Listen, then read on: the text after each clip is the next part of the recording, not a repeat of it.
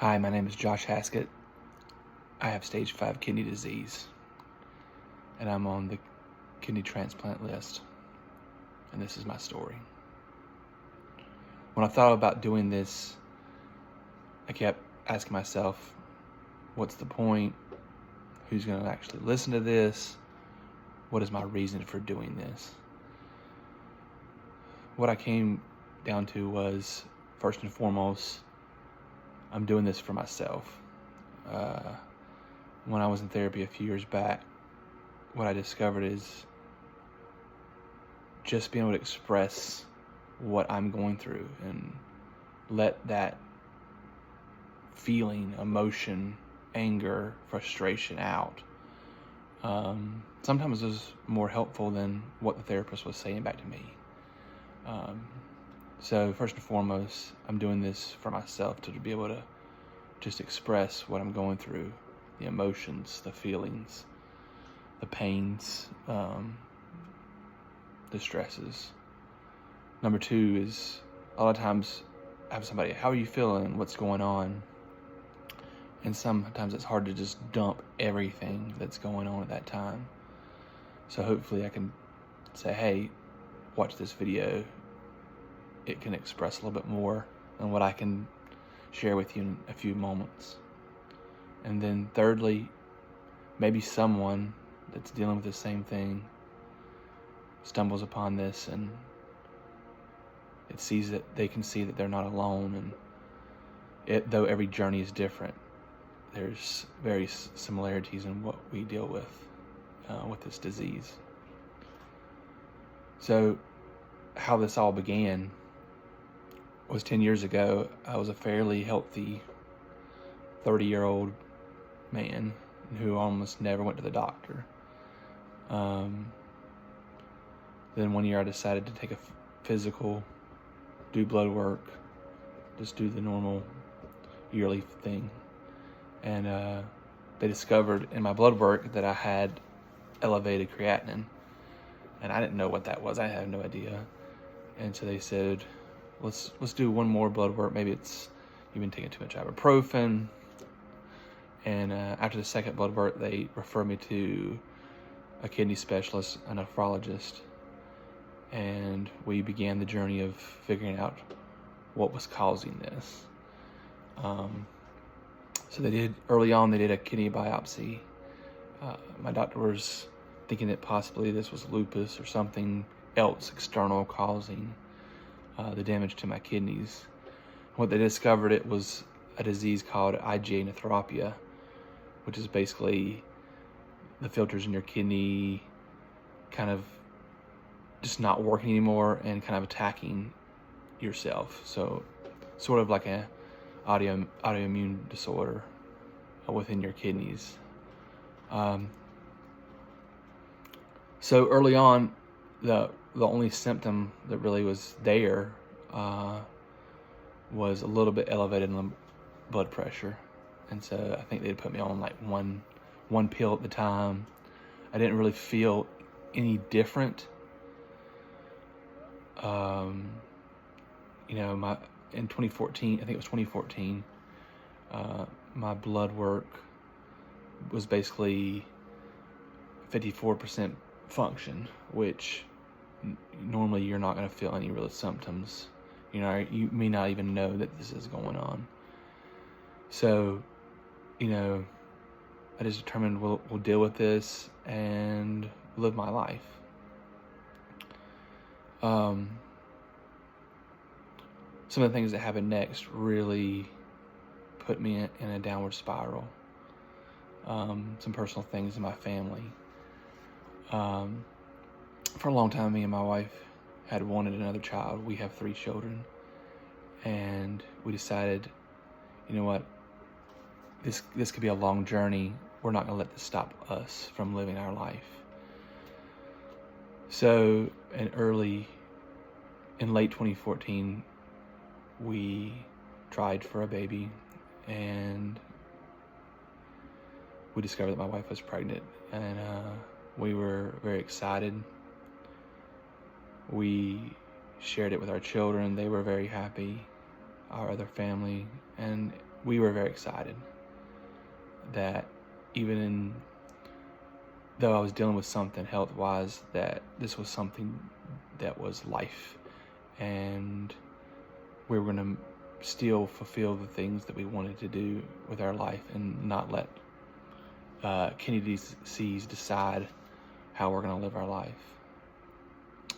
But tragically, in January of 2015, we lost the baby, and it was very devastating to our entire family. I'm still traumatized in a way by having to tell my kids that, mom's okay, but the baby's in heaven. And it really set a spiral on other things, physically and mentally. Later in the year, we tried again, and a few minutes later, we lost that one as well. So in 2015, we went through two miscarriages, and it was very, very, very challenging on our family. Between what I was dealing with physically and this emotional tragedy, it kind of sent a spiral in my brain. It changed something in me forever that can never, ever be the same again. So at the same time as this was going on, I started to suffer a drop in my function. My function from 2015 to 2016 dropped from 54% to 29%. So it was a real sharp drop that concerned my doctor, and I fully believe it was the mental stress of the loss that we had went through. A lot of times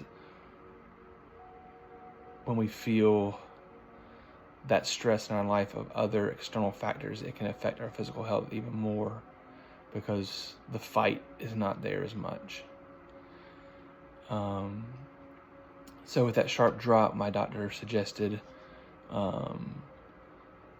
taking some higher dose prednisone.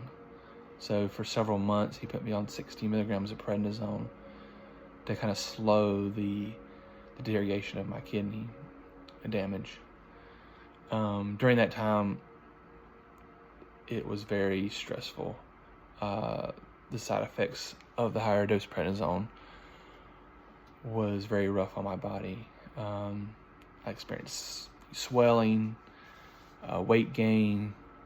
If anybody's been on prednisone for a while, they understand that it can affect your mood. It can actually, from what I've read, change your whole personality. It just messes with things so bad.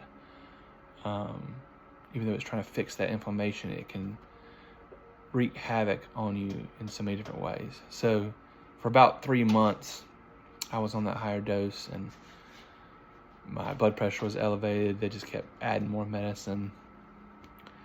And it was a very, very, very difficult time for me physically, mentally, for my entire family, because we were reeling from a loss,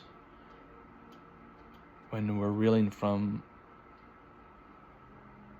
this disease that was affecting my body and not knowing how quickly the decline was going to happen. So at 29%, I had dropped, 25% in a year. So I'm here expecting very soon I could be on dialysis. Very soon I could be on the transplant list.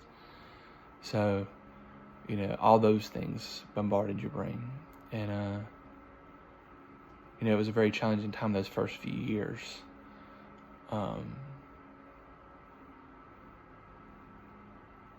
So I believe it was 2017, they decided to do another kidney biopsy. At this time, I I had a new doctor. My doctor moved on, and so I had a new one. And so they decided they want to do another biopsy, just kind of see the actual damage to my kidneys. So during that biopsy, something didn't go quite right, and there was a little more blood, I guess, released when they set the needle in. And immediately, it was supposed to be a outpatient procedure, but I ended up getting blood in my bladder, and I couldn't pee. It was just pure blood and blood clots. So I ended up staying in the hospital for 4 days. I had a catheter and just monitoring for those days until I could finally, urinate on my own without blood and all that. So, it was a very, very challenging time, because you're just feeling helpless in these situations of what's going on, what's happening. This thing is just declining faster than I want it to. And so after getting out of the hospital, they looked at it and said, you got pretty severe damage to your kidneys. You're in that 20, I think it was 25% range at the time, and just expecting within a very close proximity to be on the transplant list. So what happened next is just things started leveling out. I basically kept around that 20 to 25% for probably, let's say, 3 or 4 years. It just kind of stayed fairly steady, just not bouncing up and down, but never really going below that 20%, which is the mark for when you get added to the transplant list, or you can apply to be on the transplant list. So it was a very, I guess, uncertain time, but I just, things didn't change. I just went to the doctor, did my blood work, and I just kind of stayed steady. So that's kind of the first chapter of that. All that accelerated period of time from 2014 to right around 2017, and then into 2020. And I'll share more as we go along, but that's the beginning. It was a lot that happened within that first couple years, and a lot of trying to figure out what's going on. I know one thing that I would say to anyone, do your research, figure out what disease is causing this damage. But I know early on I got wrapped up in this disease, and it became everything. It became my whole identity. And sometimes that's really bad for you, because it consumes you and it takes away from you living your life. With any chronic disease, you can get very consumed by the disease, and it becomes everything. Everything you think about, everything you feel, everything that's going on. But what I would express is, do your research, know what's going on with your body, but also find places of escape, whether it's music. For me, I love watching movies and just escaping from that constant reality of the pain or the disease that you're dealing with. It's very important to do that, to get those moments where you're not constantly thinking about that. But that's the beginning. We'll talk again soon.